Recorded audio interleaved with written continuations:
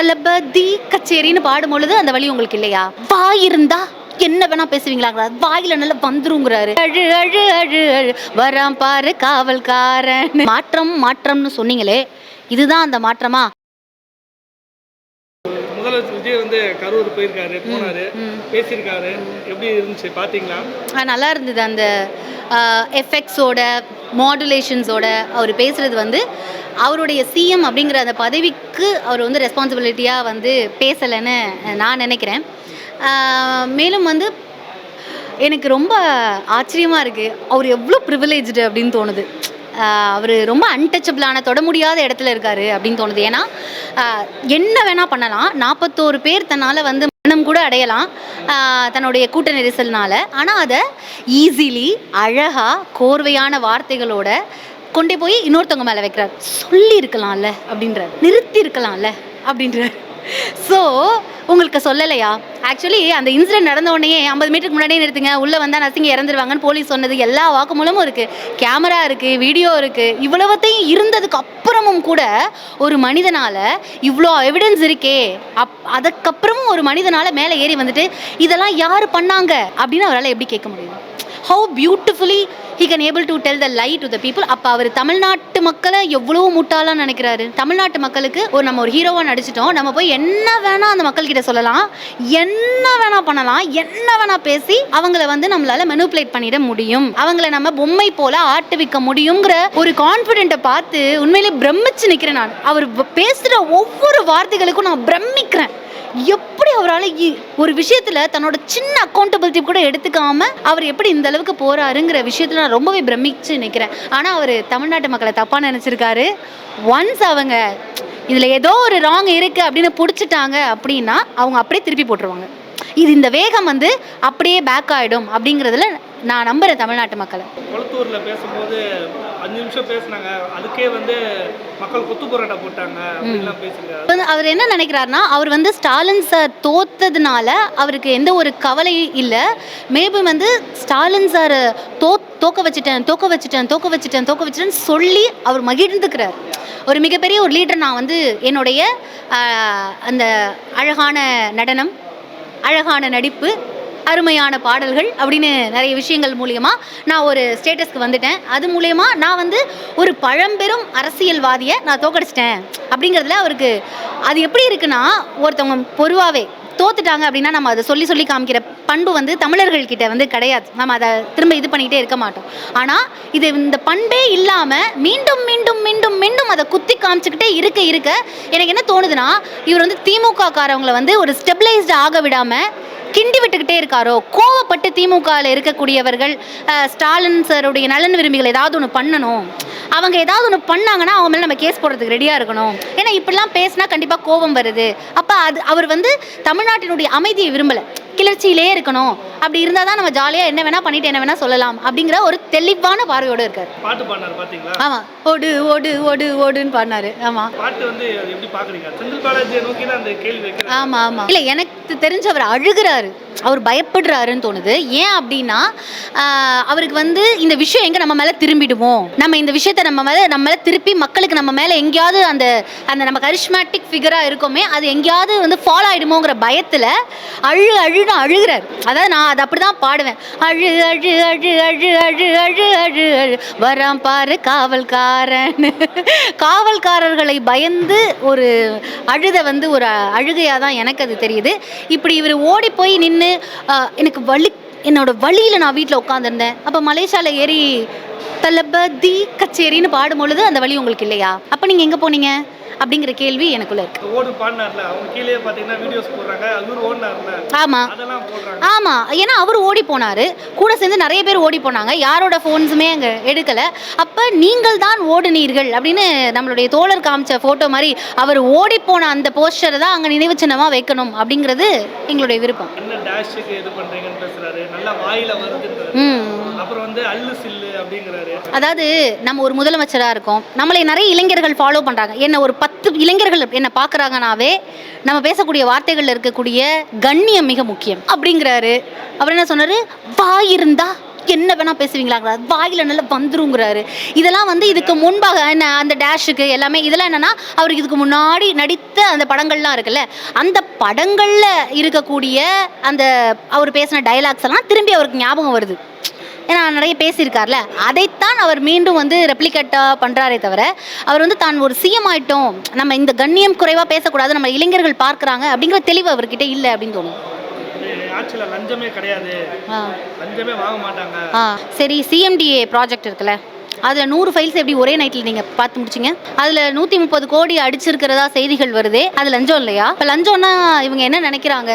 லஞ்சத்துக்கு மீனிங் என்ன? எவ்வளோ இடத்துல மாவட்ட செயலாளர் ஆகிறதுக்கு காசு கொடுத்தேன்னு சொல்கிறீங்க, உங்களுடைய கட்சிக்காரர்களே வந்து ஓட்டுக்கு காசு கொடுத்தேன்னு சொல்கிறாங்க, அரசு வழக்கறிஞர் ஆகிறதுக்கு காசு கொடுக்குறாங்கன்னு சொல்கிறாங்க. அது நீங்கள் வந்து உங்களுடைய அதிமுகவில் இருக்கக்கூடிய எம்எல்ஏக்களுக்கு எல்லாருக்கும் வந்து சோப்பு போட்டு பவுட்ரு போட்டு வாஷிங் மிஷினில் உள்ளே போட்டு கலக்கி எடுக்கிறதுக்கு 30 கோடிங்கிறாங்க, 50 கோடிங்கிறாங்க. இதன் பெயர் என்ன அப்படின்னு, இதுக்கான மீனிங் என்ன? இதை நம்ம எப்படி சொல்வது? இதை லஞ்சம்னு சொல்றதா இல்லை அதுக்கு வேற ஏதாவது ஒரு பெயர் இருக்கிறதா? நன்கொடைன்னு வச்சுப்பாரு அவரு. ஸோ அந்த மாதிரி அதுக்கு என்ன பெயர்னு தெரிஞ்சுக்கிட்டா நாங்கள் கொஞ்சம் தெளிவாக இருப்போம். அதே மாதிரி அரசு வேலை கொடுத்தாரு பாதிக்கப்பட்டவங்களுக்கு. அதுக்கு முன்னாடி பேசும்போது ஊரா வீட்டு நெய்ல ஸ்வீட் பண்ணாதீங்க. ஆமாம், அரசு வேலைங்கிறது வந்து உண்மையிலேயே இப்போ நாளைக்கு நீங்கள் ஒரு நிகழ்ச்சி நடத்துறீங்க, அந்த நிகழ்ச்சியில் யாராவது மரணம் அடைகிறாங்கன்னா அவங்களுக்கு அவர் அரசு வேலை குடிக்க ரெடியாக இருக்காரா? இல்லது கழிவுநீரை சுத்தம் செய்யக்கூடிய வேலை பார்க்கக்கூடிய ஒரு நபர் நாளைக்கு ஏதோ ஒரு விபத்தில் இறந்துடுறாரு அப்படின்னா அதற்கு அவர் அரசு வேலை கொடுக்க, அப்போ எல்லாத்துக்குமே கொடுக்கணும். இதுக்காவது ஒரு வேலிட் பாயிண்ட் இருக்குது. கவர்மெண்ட் ஒர்க்கில் இருக்கும் போது அவங்க இறந்துட்டாங்க, இல்லை ஏதோ ஒரு விபத்து நடந்துச்சுன்னு உங்கள் கட்சி நிகழ்ச்சிக்கு வந்து ஒருத்தவங்க மரணம் அடைஞ்சிருக்காங்கங்கும் பொழுது நீங்கள் அரசு வேலை கொடுக்குறீங்க, அவ்வளோ கில்ட்டா? அப்போ நீங்கள் தான் பண்ணீங்களா? அதான் எங்கள் கேள்வி. உங்களுக்கு அவ்வளோ கில்ட்டா இருக்குன்னா அப்போ நீங்கள் தான் பண்ணீங்களா அப்படிங்கிற ஒரு கேள்வி. யாரு ஊரா வீட்டு நெய்யில் ஸ்வீட்டு பண்ணாதீங்கன்னாரு. இப்போ அவர் வந்து ஊரோட நெய்யில் ஸ்வீட்டை பண்ணி அவங்களுக்கு கொடுத்துருக்காரு. மேலும் இது ஆஸ்பிரன்ஸ், டிஎன்பிஎஸ்சி ஆஸ்பிரன்ஸ்லாம் ரொம்பவே கோவமாக இருக்காங்க. அதில் தெளிவாக இருக்கும். ஆமாம், அது எப்படின்னா நிலைப்படுத்தாத தொண்டர்களுடைய எக்ஸ்பிரஷன்ஸ் வந்து இப்படி தான் இருக்கும். இப்போ நான் ஃபாலோ பண்ணுறேன், பெரியாரை ஃபாலோ பண்ணுறேன், அண்ணாவை ஃபாலோ பண்ணுறேன், கலைஞருடைய அந்த தமிழ்நாட்டை இன்ஃப்ராஸ்ட்ரக்சர் பண்ணதை நான் ஃபாலோ பண்ணுறேன். It means it doesn't mean அப்படியே ரொம்ப அப்படியே போய் கீழே இறங்கி நான் அப்போ பார்த்தே ஆகணும்னு யாராவது கலைஞரை பார்க்கறதுக்கு யார் கையாவது பிடிச்சி கடிச்சு வச்சுருக்காங்களா நீங்கள் பார்த்தீங்கன்னா அப்படிலாம் கிடையாது. ஆனால் இந்த மாதிரியான செயல்கள் மூலியமாக தன்னை வெளிப்படுத்தி கொள்வதற்காக மனித மனங்கள், நான் ஒரு ஸ்டேஜில் தெரியணும் பேசணும் அப்படின்னா விஜய் வந்து பிரபலப்படுத்தி கொள்வதற்காக அவர் என்ன வேணாலும் பேசலாம், என்ன வேணாலும் பண்ணலான்னு எப்படி நினைக்கிறாரோ அதே போல் இவர்களும் என்ன பண்ணுறாங்க அப்படின்னா தன்னை பிரபலப்படுத்தி கொள்வதற்காக நம்ம என்ன வேணால் பண்ணலாம் அப்படிங்கிற ஒரு மோட்டிவ்ல போகிறாங்க அப்படின்னு தெரியும். அந்த பஸ்ஸுலலாம் பார்த்தீங்கன்னா மகளிர் விடியல் பயணம்னு இருந்துச்சு. ஆமாம், அந்த விடியல் இதை எடுத்துட்டாங்க. இல்லை ரொம்ப அதாவது மாற்றம்னு சொன்னீங்களே, இதுதான் அந்த மாற்றமா? அப்போ புரியல, இப்போ புரியுதுன்ற மாதிரி இருக்குது. பெயர் மாற்றத்தை தான் நீங்கள் மாற்றம்னு சொன்னீங்களா அப்படிங்கிற ஒரு கேள்வியில் தான் நாங்கள் இருக்கோம். விடியலுங்கிறது வந்து எம்பவர்மெண்ட், புரியுதா? விடியலுங்கிறது வந்து எம்பவர்மெண்ட். அடுப்பாங்கரையில் இருட்டான இடங்களில் இருந்த அந்த பெண்களை வெளியில் கொண்டு வந்து விடியலை நோக்கி அவர்களை தள்ளுவது, அவங்கள வெளியில் போகணும் வேலை பார்க்கணுங்கிறதுனால தான் 43% of working women are from Tamil Nadu. இந்தியாவிலேயே ரொம்ப பெருமையாக போய் நிதி ஆயோக் கூட்டத்தில் சொன்னீங்களே, அது இங்கேருந்து தான் ஆரம்பிச்சுது, இங்கேருந்து தான் அந்த எம்பவர்மெண்ட் வந்தது. அதுதான் அந்த விடியல். அதை தூக்கிட்டு மகளிர் இருண்ட பயணம் நான் வைக்க போகிறீங்க, மகளிர் பயணம் அது நல்லா தானே இருக்குது அப்படின்னு அந்த அமைச்சர் சொல்கிறாரு. அது வந்து இன்னொருத்தர் சொல்கிறாரு என்னன்னா அது மரியாதையே இல்லைங்க, விடியலுங்கிறது மகளிர் மரியாதை இல்லை, அவங்க சூரியனை குறிக்கிறாங்க அப்படின்றாங்க. விட்டால் சூரியனே பூமிக்கு உதிக்கக்கூடாதுன்னு சொன்னாலும் சொல்லுவாங்க போல இருக்கு. அப்படி தான் இருக்குது நிலைமை.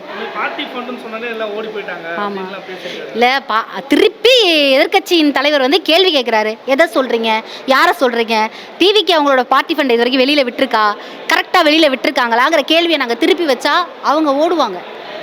அதனால் அவங்க வந்து எப்படின்னா இல்லாத ஒன்றை வச்சு அதை நரேட்டிவாக செட் பண்ணி மக்கள்கிட்ட, இப்போ செந்தில் பாலாஜி அண்ணன் மேலே வழக்கு போட்டாங்க, சரியான ஆதாரங்களே இல்லை, அவர் வெளியில் வந்திருக்காரு. ஸோ அது எப்படி இருக்குன்னா அதுக்குள்ளே மக்கள் மைண்டில் செந்தில் பாலாஜி அவர்கள் வந்து ஒரு கரப்ஷன் நேம் அப்படின்னு மக்கள் மனதில் அவங்க போய் போட்டுடுறாங்க. அதுக்கு எல்லா ஊடகங்களும் விஜய்க்கு அவர்களுக்கு ஏதுவாக வேலை செய்கிறது.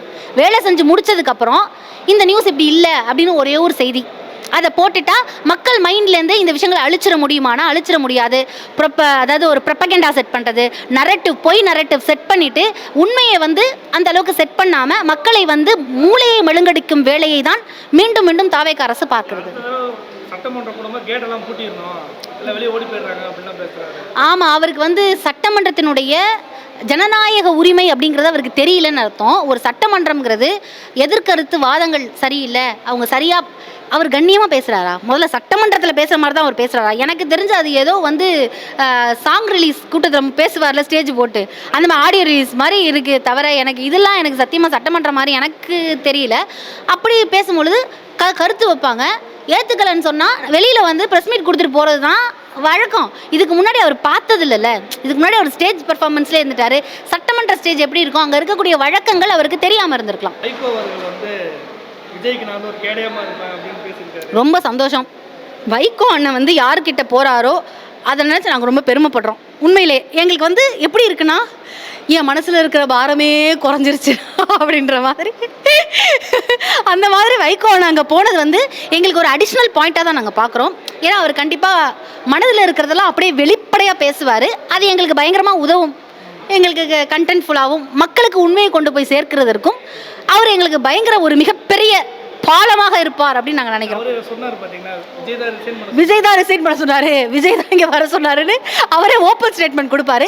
இன்னும் பல ஸ்டேட்மெண்ட்களை அவர் வச்சிருக்கிறாரு. அப்படிங்கும் பொழுது இதெல்லாம் ஏன் இப்போ திருமாவளவனை பற்றி கூட ஒரு ஸ்டேட்மெண்ட் கொடுத்தாரு. ஸோ அது மாதிரி வெளிப்படையாக பேசக்கூடியவர். அது வந்து எங்களுக்கு வந்து ஒரு மிகப்பெரிய அரணாக இருக்கும், எங்களுக்கு கேடயமாக இருப்பார் அவருங்கிறது நாங்களும் அதை நம்புகிறோம்.